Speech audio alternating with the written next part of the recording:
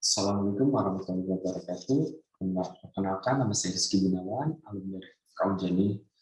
Di sini sebelum terima kasih kepada panitia PIT FK Unjani dan juga dosen yang telah memberikan kesempatan kepada saya untuk presentasi karya ilmiah. Di sini saya akan mempresentasikan karya ilmiah yang berjudul Comparison of the Quality of Life STEMI Patients for Undergoing Percutaneous Intervention with non-PCI. Oke, di sini dari introduction-nya, di sini kita lihat bahwa data dari WHO tahun 2017, cardiovascular disease ada penyebab kematian nomor 1 di dunia. Dan juga cardiovascular disease ini pada tahun 2030 diramalkan sebanyak 23,3 juta kematian akibat oleh cardiovascular disease. Sedangkan di Indonesia pada tahun 2014 kemarin sebanyak 12,9% yang mengalami coronary vascular disease dan menjadi penyebab kematian nomor 2 di dunia di Indonesia. Cardiovascular disease ini dapat menyebabkan infark miokard akut. Kenapa demikian? Karena terjadi imbalance demand and supply sehingga itu menyebabkan terjadi infark.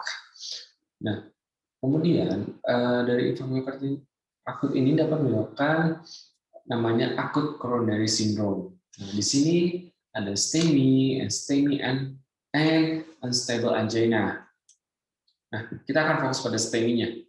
Nah, STEMI bisa disembuhkan atau diobati dengan pharmacological therapy atau dengan obat, atau bisa juga dengan reperfusi, yaitu dengan PCI. PCI ini sangat bermanfaat karena dia dapat membuka sumbatan atau blok di arteri koroner sebanyak 90%, sehingga dengan adanya ini dapat meningkatkan quality of life-nya pasien. Nah, dengan ini tujuan penelitian ini adalah bagaimana perbandingan quality of life pasien STEMI dengan yang dilakukan dengan PCI ataupun dengan non PCI di Rumah Sakit Dustira. Oke, dari metodologinya di sini peneliti akan melakukan dengan desainnya sebagai comparative analytic dengan persessional study, dan kita akan melakukan dengan penelitiannya menggunakan kuesioner. Kuesioner ini telah ditetapkan oleh SAQ, sehingga nanti kuesioner ini terbagi dalam ada 5 poin. Yang pertama adalah physical activity, kemudian juga frekuensi nyerinya, stabilitas nyeri, kemudian kepuasan pasien, dan persepsi terhadap penyakitnya itu bagaimana. Nah, kita akan masukkan dalam kuesioner sehingga nanti kita akan memilih pasien itu secara random sampling sebanyak 34 orang. Dari hasil penelitian ini didapatkan bahwa reperfusi dengan PCI dan dalam pengobatan non PCI kita melihat dari aktivitas fisiknya. Di sini sangat bermakna. Kita lihat tidak ada keterbatasan pada memakai baju, yaitu sebanyak 82,3% yang melakukan PCI. Dan ini sangat bermakna angkanya. Dan pada yang non PCI itu sebanyak 64,7. Kemudian pasien untuk berjalan bolak-balik itu bagaimana tidak ada keterbatasan pada pasien yang PCI sebanyak 12 orang, dan angkanya cukup signifikan 70,5%. Oke, kemudian juga pada saat menaiki tangga, membersihkan rumah dan berjalan, PCI lebih tinggi daripada yang non PCI. Dan kenapa juga meningkatkan quality of life? Pasien dapat masih bisa berolahraga dengan PCI, yaitu dengan olahraga ringan. Itu tidak ada keterbatasan, yaitu sebanyak 52,9%. Dan ini beda sekali dengan yang non PCI. Dengan ada physical activity, ternyata PCI lebih baik daripada non PCI. Kemudian pada yang based on frequency, di sini kita lihat frekuensi nyerinya pada pasien PCI itu tidak pernah sebanyak 9 orang atau 52,9%. Beda dengan non PCI, berarti dia menandakan frekuensi nyerinya ada berarti. Kemudian konsumsi obat saat nyeri yang tidak pernah sebanyak 9 orang, berbeda juga dengan yang non-PCI. Dan ini stabilitas nyerinya kurang lebih sama, yaitu PCI lebih tinggi daripada non-PCI. Begitu juga dengan kepuasan pasien. Kita lihat kalau kepuasan pasien ternyata penjelasan dokter mengenai PCI itu sangat puas.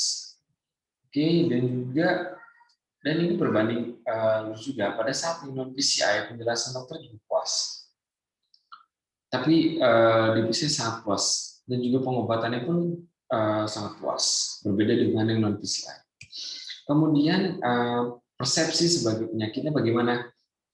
Ternyata persepsi terhadap penyakit sebanyak 5 orang yang mengalami yang dilakukan PCI tidak pernah berbeda dengan yang non PCI. Jadi di sini ternyata respon PCI lebih baik daripada yang non PCI dan angka survivalnya dapat ditekan dengan menggunakan PCI. Dan juga tidak kalah pentingnya bahwa kekhawatiran pasien terhadap yang melakukan PCI itu kurang lebih hanya 47% dan berbeda sekali dengan yang non PCI, yaitu sebanyak 58,8%. Nah, penelitian ini sama dengan penelitian sebelumnya, yaitu adalah Kili.